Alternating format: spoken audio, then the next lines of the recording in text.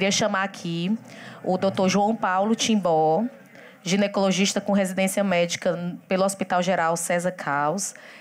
Fez residência em endoscopia ginecológica e ginecologia minimamente invasiva também no Hospital Geral César Caus. Ele é coordenador da residência médica de ginecologia e obstetrícia do Hospital César Caus também. E ele é cofundador do Instituto de Endometriose de Fortaleza. Queria chamar aqui o Dr. Patrick Beleles. Ele é diretor executivo da Sociedade Brasileira de Endometriose. Podia falar isso, né? Membro da Comissão Nacional de Endometriose da FEBRASGO, médico assistente do setor de endometriose do Hospital das Clínicas da USP e tem doutorado do setor de endometriose do Hospital das Clínicas da USP e é meu amigo, e instagramer, né? Não tô brincando. Eu queria chamar também nosso urologista aqui, que é o Dr. Alexandre Saboia Leitão Júnior. Ele é mestre e doutorando pelas ciências clínico-cirúrgicas da Universidade Federal do Ceará. Tem pós-graduação em cirurgia urológica minimamente invasiva pelo Hospital Sírio-Libanês. Ele é membro titular da Sociedade Brasileira de Urologia, coordenador da residência de urologia do Hospital das Clínicas da UFC. E ele é nosso urologista da MEAC de endometriose. Queria chamar o professor Marcelo Gondim. Ele fez residência em ginecologia e obstetrícia pela USP Ribeirão, fez residência em reprodução humana pela USP Ribeirão, mestrado e doutorado também pela USP Ribeirão, professor de ginecologia da Unifor, médico preceptor da Maternidade Escola Assis Chateaubriand, e ele é médico da Conceptos. A doutora Daiana Maia Saboia, que também já foi apresentada na primeira mesa, é enfermeira, estomaterapeuta, ela é especialista em saúde da mulher e mestre em enfermagem e promoção da saúde. E a doutora Isabela Parente Ribeiro Frota, que também foi apresentada já na primeira mesa.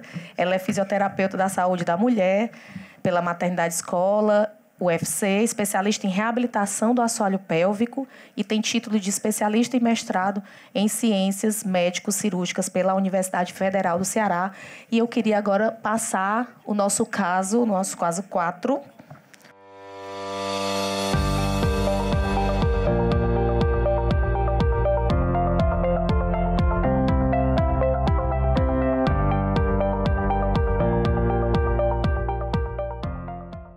Então, essa paciente, ela traz um ultrassom abdominal que ela fez na urgência com uma hidronefrose moderada.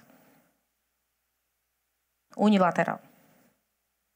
E aí, Patrick, o que você acha desse caso bem emblemático, assim? Ela não tem cólica, ela não tem dor, só as urinas. Se a gente levar em consideração que até 50% das pacientes com endometriose possuem infertilidade, então a gente não pode esquecer desse sintoma, né? É um sintoma bastante importante para a gente levar em consideração. Então, sempre que a gente pensar em paciente infértil, a gente tem que levar a endometriose como uma das principais causas, porque a gente tem que levar em consideração. E essa paciente também tem uma hidronefrose. Então, assim, se a gente tentar juntar as duas coisas, a gente pode sim e deve pensar numa endometriose de paramétrio ou região paracervical, ou mesmo de útero sacro, tá? Que a gente tem uma proximidade muito grande com o ureter. E ainda mais pensando em unilateral, porque normalmente quando a gente tem uma endometriose tão severa assim, a gente não vai ter bilateral.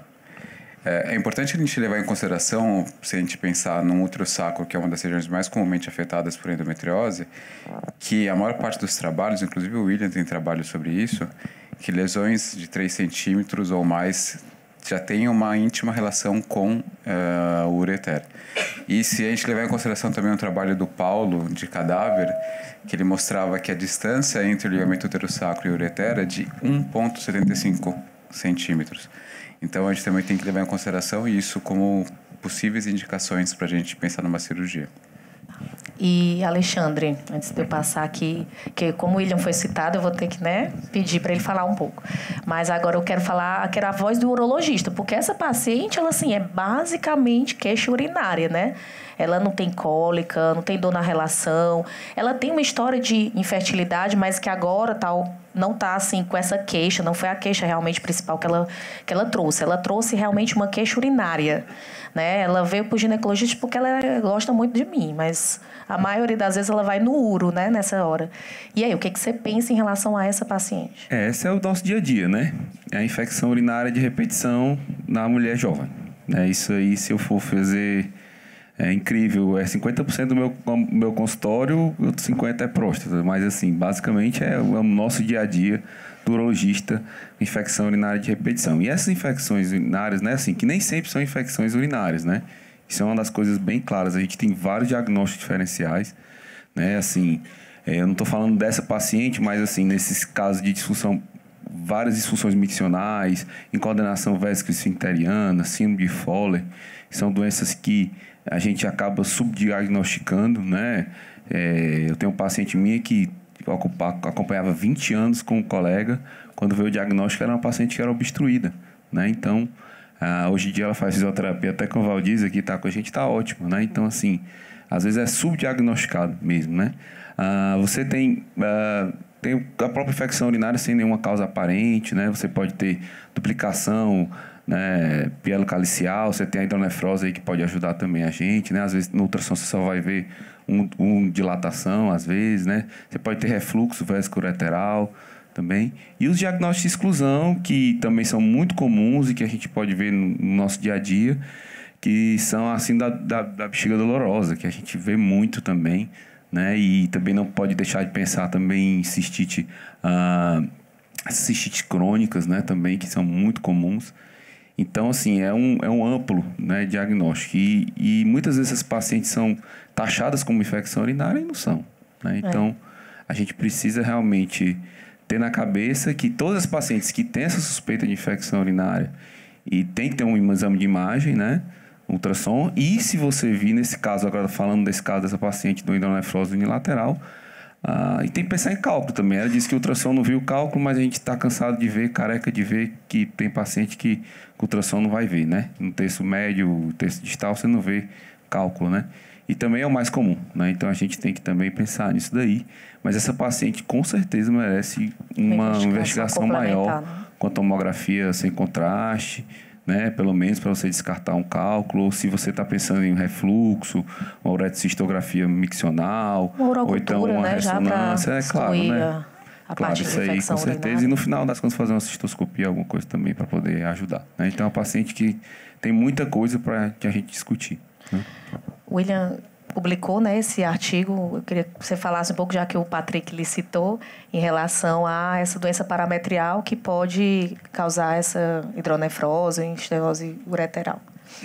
A gente, pela experiência, a gente sabe que as pacientes com endometriose, normalmente com comprometimento de ligamento uterossacro ou lesão retrocervical com extensão lateral parametrial, acabam tendo, invariavelmente, algum grau de comprometimento periureteral.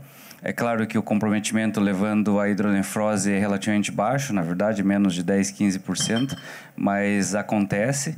E acaba que a presença de hidronefrose, quando você diagnostica e exclui causas não relacionadas à endometriose, quando você chega à conclusão que está associada à endometriose, acaba sendo uma indicação absoluta de cirurgia para você evitar a perda da função daquele órgão.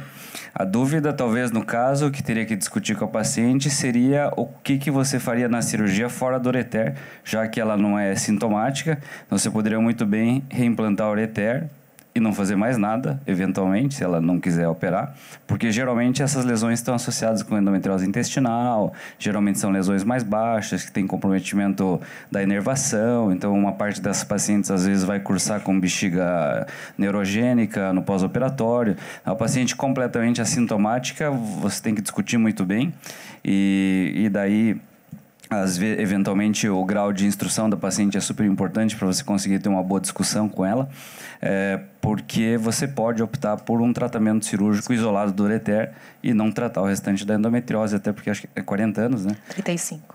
Quase 40. Né? Porque dependendo da idade da paciente... Sacanagem. Não, mas dependendo da idade da paciente, essa questão da fertilidade, às vezes ela teria que fazer uma investigação e pode ser que ela tenha indicação para fertilização, dependendo da idade, reserva ovariana. Então, às vezes, o benefício para melhorar a fertilidade você não pode não obter com o procedimento cirúrgico. É um caso que tem que discutir, mas provavelmente tem indicação cirúrgica do ponto de vista do ureter e do restante teria que avaliar melhor e conversar com ela no final das contas. Certeza. E aí, João Paulo, o que você acha desse caso? Alô, boa noite a todos, obrigado pelo convite. Eu cheguei um pouquinho depois, então ainda estou meio abismado aqui com a organização e a reunião de várias pessoas e discussão bem interessante, quando todo mundo da cidade que é envolvido com o tema. Parabéns, pessoal. Eu acho que inicialmente, né, o que a gente tem um sinal de endometriose, que seria a fertilidade comprometida, já foi dado o dado de 50%, então essa paciente é a moeda para cima, então ela tem 50% de chance de ter endometriose. E o que chama mais atenção, obviamente, a gente está num contexto de endometriose, são sintomas urinários, que tem tantos irritativos como de complacência, então não excluiria até endometriose vesical, que muitas vezes até uma surpresa no intraoperatório, as lesões menores, que dificulta a complacência. Essa paciente tem polaciúria, tem urgência, tem sensação de esvaziamento incompleto, tem vários sintomas, tanto irritativos como de complacência. Então, são 2 órgãos que a gente tem que avaliar nesse contexto, uma paciente com a suspeita possível de endometriose. Né? O resto da confabulação, realmente, a gente ia ter que ver os exames, né? Mas a hidronefrose é uma dos nossos cargos-chefes de cirurgia absoluta. Então, a gente tem que salvar esse rim. E essa discussão, né, tem que botar todo um contexto, né, e entraria a fertilidade junto. Então, se a gente operar, só reimplantar, mas como é que a gente vai ver essa parte da fertilidade? Será que a gente vai colocar o índice de fertilidade dessa paciente? Será que a gente conclui e joga o laudo, né, para o pessoal da fertilidade dar uma olhada e contextualizar isso? Será que deixa essa paciente tentar de forma espontânea? Né? A gente tem que ver as condições socioeconômicas também da paciente. Então, tem muita coisa a se discutir ainda. A gente precisa de alguns exames para a gente complementar. Vou já dar os exames, mas antes dos exames, assim, eu queria perguntar, assim, uma coisa que eu até vou direcionar às uroginecologistas que estão aqui, que podem contribuir. A gente tem uma paciente que tem uma queixa muito florida de alterações urinárias, né? Será que a hidronefrose, por si só, daria todas essas queixas? Ou se a gente tem realmente alguns outros diagnósticos? O Alexandre já falou muito bem alguns, mas será que ela tem realmente, assim, alguma relação, né, de diagnósticos urológicos com uma possível endometriose, por exemplo? O que você acha, Andrés? Eu acho que foi muito bem pontuado pelo Alexandre, os principais diagnósticos diferenciais, né?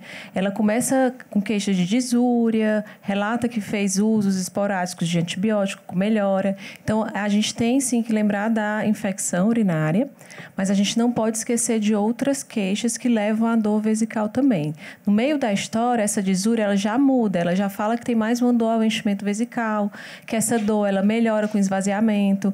Então, a gente já vai puxando um pouco mais para pensar na síndrome da bexiga dolorosa, que antigamente a gente citava como a cistite intersticial.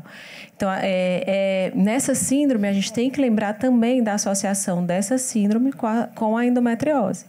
Então, é o Weaver Twins, que é quando as duas estão presentes na paciente com dor pélvica crônica, quando a gente tem a endometriose, e tem a síndrome da bexiga dolorosa junto, somando nesse quadro de dor pélvica crônica da paciente. Então, a gente tem que fazer essa abordagem, esse diagnóstico diferencial, lembrar da associação. Quando a gente vai dar o diagnóstico de síndrome da bexiga dolorosa, a gente tem que excluir outras causas. Então, o Alexandre também pontuou muito bem os exames que vai solicitar, o exame de imagem. Vou ter que excluir o cálculo, vou ter que excluir se não tem nenhuma lesão vesical que esteja dando sintomas irritativos, porque ela tem sim aumento da frequência urinária, ela tem esse desconforto relacionado à bexiga, né, que a Associação Americana de Urologia, ela traz como um critério diagnóstico clínico a dor hipogástrico relacionado à bexiga, que dura pelo menos 6 semanas. Lembrar que nesses casos de síndrome da bexiga dolorosa, ela pode ocorrer em crises. Então, assim, ela passa um período melhor e um período pior. E isso, às vezes, faz confundir o diagnóstico diferencial para infecção urinária de repetição, porque você acha que ela teve uma, depois você acha que ela teve outra, usou antibiótico, acabou que foi melhorando e fica um pouco, né, essa dúvida diagnóstica. Então, a gente tem que lembrar que ela também pode acontecer em crise de piora e melhora da dor, no caso da bexiga dolorosa. E a gente vai fazer esses diagnósticos diferenciais e lembrar da associação com endometriose, né? Então, se ela tem um exame de imagem que já mostra uma hidronefrose, ela já tem a queixa de infertilidade, a queixa relacionada à síndrome da bexiga dolorosa, ela vai ainda somar mais para eu pensar em endometriose associada, né? A gente tem que lembrar dessa associação. A frequência de associação, alguns estudos varia muito, e alguns estudos mostram a frequência muito alta quando você está investigando dor pélvica crônica da paciente. Então, a gente tem que lembrar, assim, dessa associação, e eu não posso descartar a síndrome da bexiga dolorosa se ela tiver endometriose. Porque ela, como diagnóstico de exclusão, a endometriose não vai excluir a síndrome da bexiga dolorosa, porque elas podem sim estar associadas. Você tem que tratar, né, as duas patologias. Antes de eu passar para o exame de imagem, eu queria que o Marcelo falasse um pouquinho desse quadro, né? A paciente que tem uma infertilidade já, porque ela teve 2 anos de tentativa, não sei se tinha um fator masculino antes, ela tem um novo parceiro, mas ela quer engravidar daqui a 6 meses. Ela falou no final, a gente vai tentar daqui a 6 meses. Então, assim, não é agora, mas eu quero tentar. E aí, 35 anos, eu tenho já esse dado anterior, né? O que você acha disso? Bom, vamos lá. Como acho que já foi exaustivamente falado aqui, a endometriose realmente sintomatologia muito ampla, né? Acometimento muito amplo. Então, essa paciente, Catiane, eu acho que ganhou no bingo, aí consultou com você. Mas talvez até com um infertileuta, talvez teria demorado um pouco para chegar nesse diagnóstico, ginecologista geral. Por quê? Porque, levando em consideração a prevalência dessas ITUs de repetição e tudo, você ia ficar nisso, a priori, pelo menos por 1-2 meses. Nessa tratando, solicitando uma urocultura de rotina, enfim.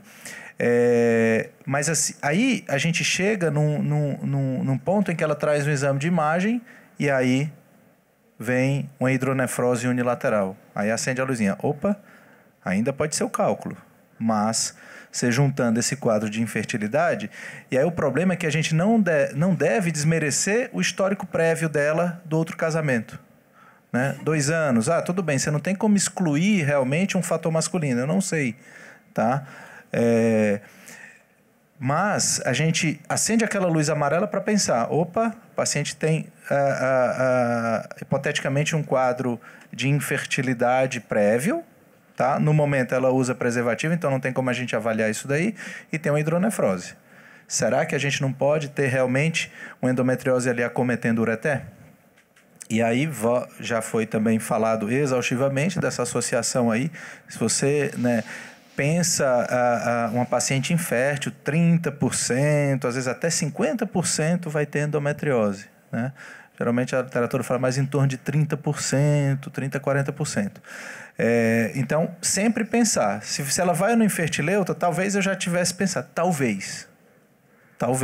Porque a gente fica, às vezes, tão sugestionado com o que é mais prevalente que você, talvez, naquele primeiro momento, não tenha esse raciocínio. Mas, num segundo momento, com certeza, isso tem que fazer parte das suas hipóteses diagnósticas. Vou pedir para o Clóvis explicar agora o exame de imagem. Essa é uma imagem, um T2 sagital, tá? Que a gente vê aqui a vagina distendida por gel, o colo do útero, o útero em antiverso flexão, a bexiga. Aqui uma alça aderida.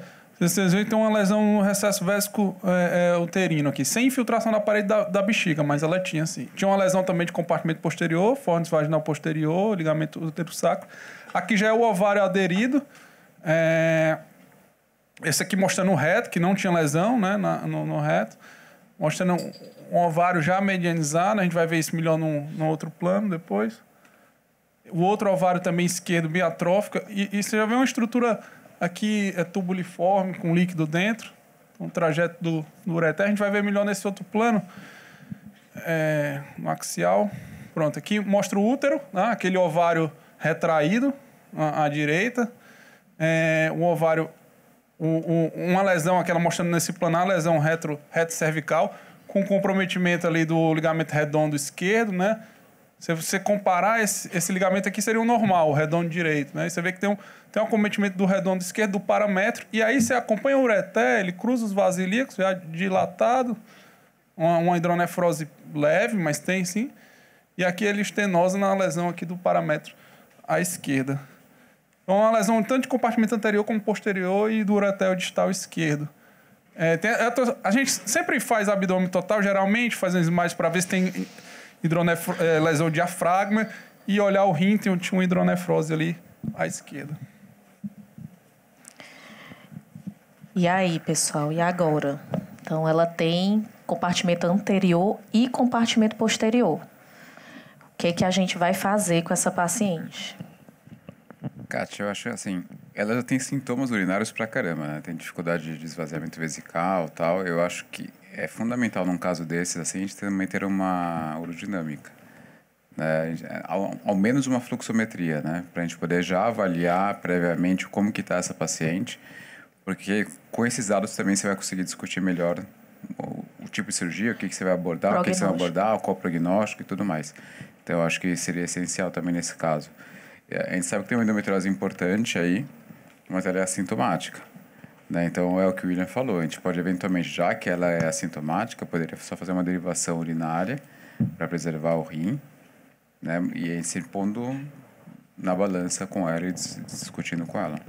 É assim, eu só falando agora da questão da hidronefrose, a gente sabe que nem toda hidronefrose é obstrutiva, né? Você não tem uma perda na função renal, né? Assim, então, o exame ideal para você diagnosticar isso aí seria uma cintilografia, né? Um DTPA, uma cintilografia renal dinâmica, para você avaliar se existe obstrução mesmo, propriamente dita, né? Como eu vi aí, realmente isso é uma hidronefrose leve, né? O Clóvis falou aí. E em relação ao tratamento cirúrgico, né? Já pensando se fosse fazer isoladamente o tratamento cirúrgico aí, a gente sabe que as técnicas endoscópicas não resolvem, né? Então, endoscopicamente, passado por J, dilatar, endopielotomia, ureterotomia, não vai funcionar, né? Então, você vai pensar aí, agora, em casos de hidronefrose leve, a gente opta só pela ureterólise mesmo, que vocês já fazem normalmente na cirurgia de vocês, né? Já, teoricamente, já resolveria esse tratamento aí. Em caso de hidronefrose moderada a severa, não, aí você já partiria para um reimplante ureteral, até porque essas lesões são 3 a 4 centímetros da bexiga e um reimplante é muito fácil, né, de ser feito, né? Então, a gente sabe que, mesmo laparoscopicamente, em mãos, é bem mais tranquilo de você fazer, né? Agora, e vocês sabem como é, a gente sempre decide junto essas cirurgias, né? A indicação é mais de vocês do que nossa. E a gente tenta sempre, na medida do possível, tentar ser o menos agressivo possível. Até porque o reimplante não é isento de complicações, né? Você pode ter estenose da anastomose, você pode ter refluxo, que é o mais comum, né? E essa paciente, às vezes, pode continuar tendo infecção de repetição por causa desse refluxo. Então, a gente tem que pesar isso muito antes de relacionar, né? E agora, realmente, falando só, terminando assim a questão das... você pode botar isso um pouco nessa questão da endometriose. Você tem um endometrioma ali no septo reto entre a bexiga e a vagina ali. Isso aí pode dar sintomas, né? Não tem invasão, mas pode dar sintomas, principalmente esse de armazenamento, né? Urgência, né? Então, você pode ter dor. Eu já tive alguns pacientes, inclusive nessa lesão e bem nessa região mesmo intertrigonal aí também, próximo a essa região, né? E realmente você também tem que descartar as outras causas, né? A urodinâmica poderia indicar aí realmente para você descartar aí alguma questão mesmo de distúrbio miccional, hipocontratilidade, uma incoordenação vesco-esfincteriana, né? Que aí não precisaria tratar cirurgicamente, poderia ser fazer uma fisioterapia, o paciente geralmente melhora bem. Já puxando esse gancho, né, Isabela, eu queria que você falasse um pouquinho da fisioterapia com essas queixas urinárias e vou complementar e complicar um pouco mais. Ela tem lesão parametrial, né? Então, é uma lesão ali que pode estar cometendo algum nervo esplânico pélvico, enfim. E aí, essa abordagem associada à fisioterapia, o que você acha sobre isso? Bom, é interessante a gente trabalhar os aspectos de medidas comportamentais, né, com essas pacientes, diário, miccional, ver realmente como é que está essa frequência, o intervalo entre as micções, trabalhar a eletroestimulação, a neuromodulação para trabalhar a dor, dificuldade de esvaziamento, posturas miccionais adequadas, né, hábitos adequados. Se possível, se não tiver a urodinâmica, mais uma fluxometria com eletromiografia para avaliar o padrão de assoalho pélvico, tanto durante a fase de esvaziamento, quanto também o tônus normal, né, o tônus basal dessa musculatura, se tem presença de hiperatividade ou não. E, a partir daí, definir uma conduta para melhorar esse tônus associado à neuromodulação e medidas comportamentais, terapia comportamental, que eu vou passar aqui para minha colega Dai. Bom, a gente viu aqui as possibilidades de diagnóstico, de tratamento. O Alexandre falou aí das cirurgias, mas a gente sabe que há um tempo entre queixa, diagnóstico e tratamento, né? Então, quando essa paciente chega para a gente já com essas queixas, que faz a gente lembrar de síndrome da bexiga dolorosa, faz a gente pensar se de fato ela esvazia essa bexiga direito, se ela não está fazendo um resíduo alto, e se isso não tem relação com a infecção urinária, que foi um possível diagnóstico. Então, o urodinâmico ia ajudar a gente nisso também, nessa avaliação do volume residual. E aí a gente iria iniciar essa terapia comportamental mesmo. A gente sabe que alguns alimentos são irritantes vesicais, né? Alguns hábitos miccionais são prejudiciais para a bexiga, vai aumentar essa queixa de dor, essa inflamação. A constipação que a gente não investigou, não sei se ela falou, ainda não foi investigado.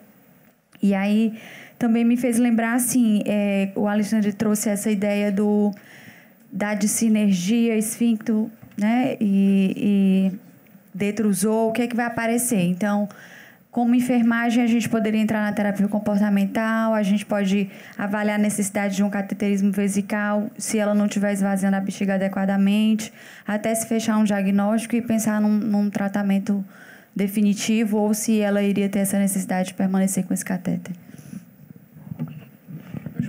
Pegando o gancho agora do cateterismo vesical e pensando também em esplêncnicos pélvicos, a gente sabe que a endometriose normalmente ela vai de central para lateral, né? Então, provavelmente, estando acometido o ureter esquerdo, provavelmente o hipogástrico, o plexo, de um modo geral, deve estar acometido desse lado.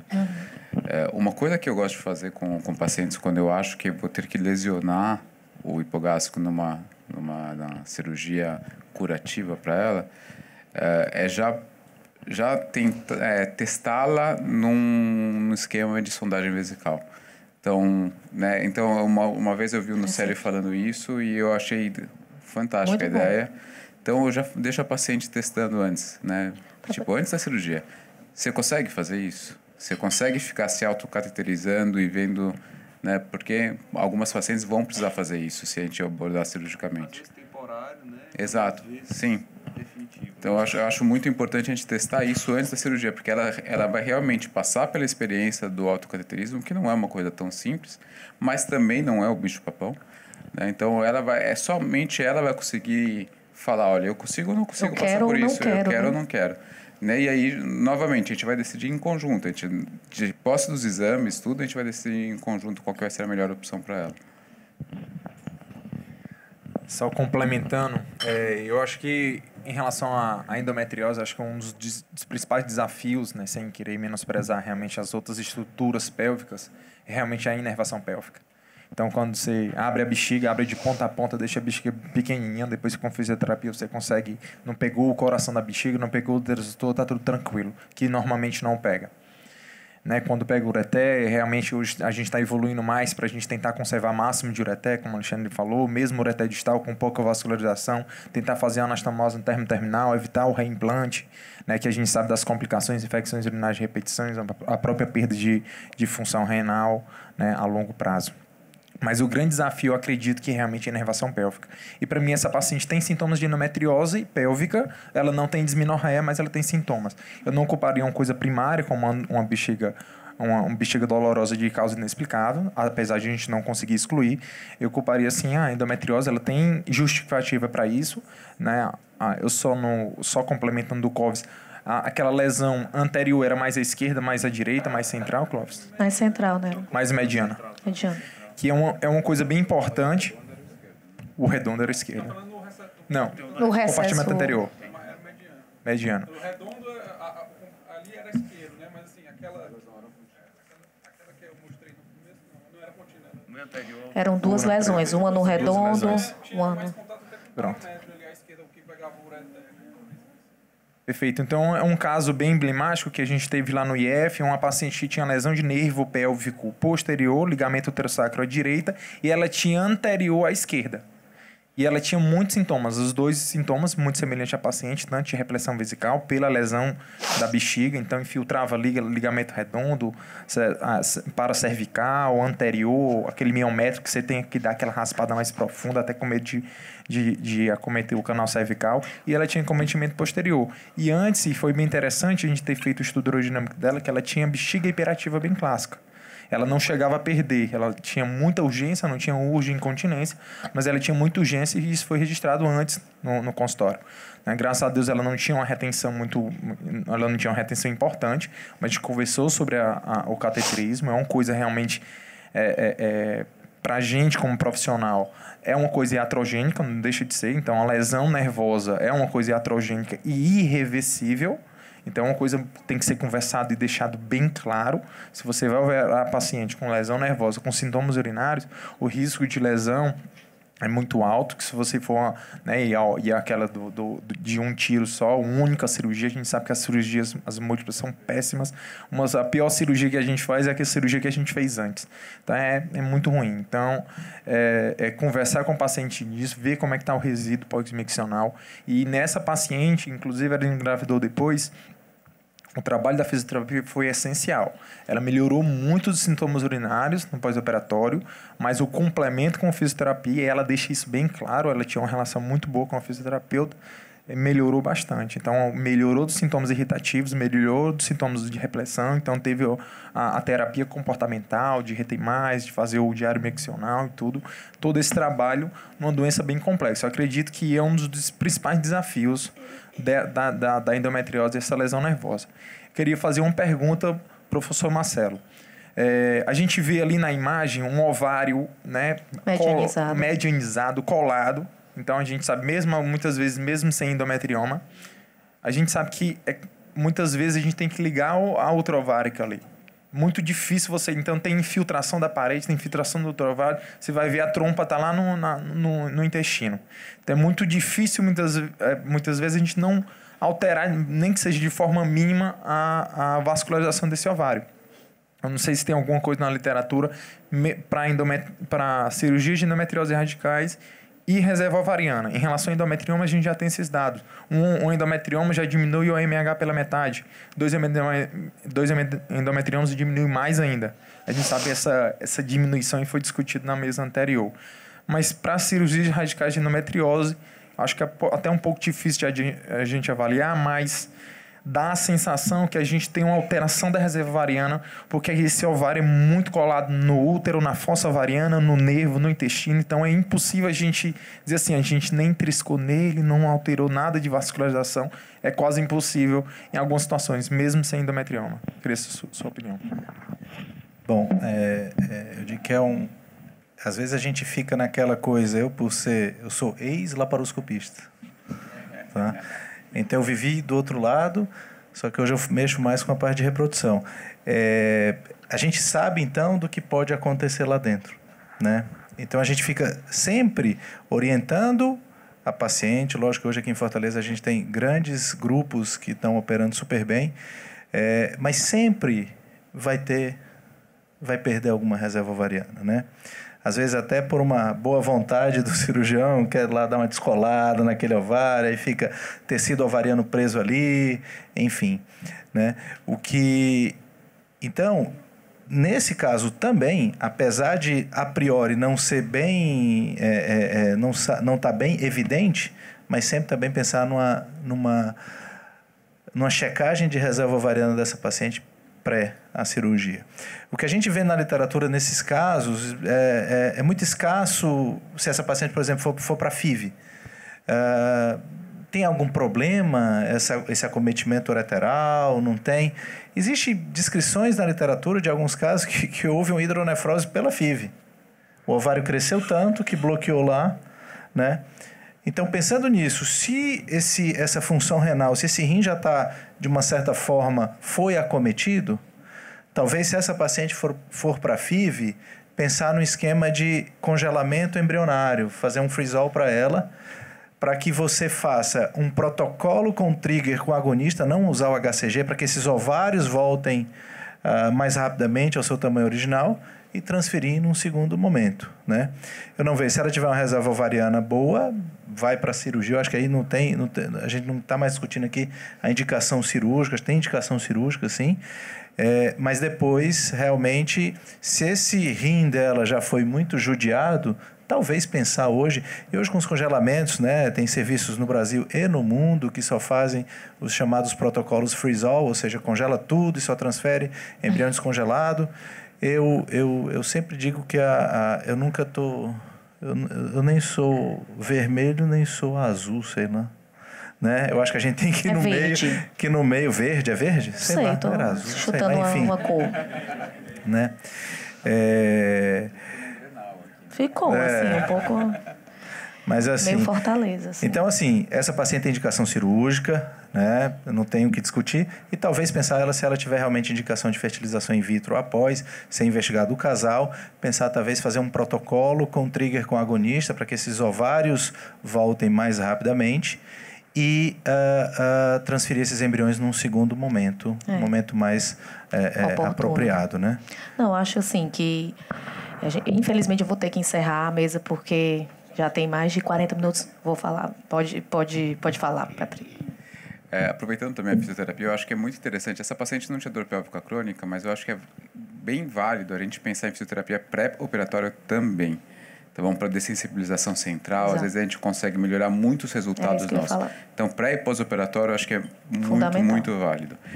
E mais só uma coisa da parte cirúrgica, se a gente for optar por ressecar a endometriose, a gente vai começar habitualmente pela ureterólise, chegar lá, dissecar tudo. A ureterólise em si, se a gente manter a doença, ela vai ser... perdida. Então, Exato. Se a gente começar pela ureterólise, a gente vai ter que ressecar essa lesão. Se essa lesão começar a invadir a face endopélvica, a gente vai ter que fazer uma abordagem lateral, como se fosse uma linfadenectomia pélvica. Exato. Porque aí a gente tem que pensar no acometimento dos nervos pélvicos. Né? Então, é muito importante isso, porque se você continuar pela abordagem medial, a chance de lesão de nervo pélvico mais lateral é muito grande. É muito grande. Não, era isso que eu ia complementar, assim, até para encerrar a mesa, porque infelizmente a gente tem que ter um tempo, mas é muito rica essa mesa, né? Porque é muito difícil a gente optar por uma cirurgia radical na paciente assintomática do ponto de vista de dor pélvica crônica.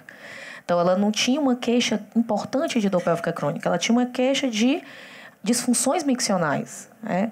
Então, será que essas disfunções miccionais associadas talvez a um reimplante de ureter único, né? Porque, enfim, a gente não ia mexer nessa alteração da inervação e talvez não trouxesse a ela uma iatrogenia, talvez desnecessária para ela, mas... E se deixar essa doença, como vai ficar a fertilidade, já que a gente já sabe que talvez ela tenha uma subfertilidade? É muito difícil optar.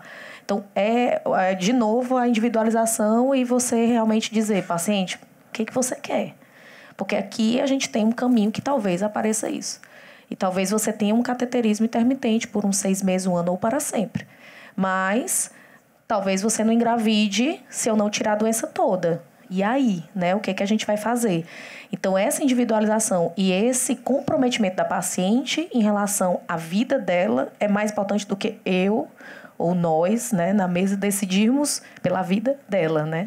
Eu acho que essa é a lição que a gente tem que ter dentro desse contexto da endometriose assintomática grave, né?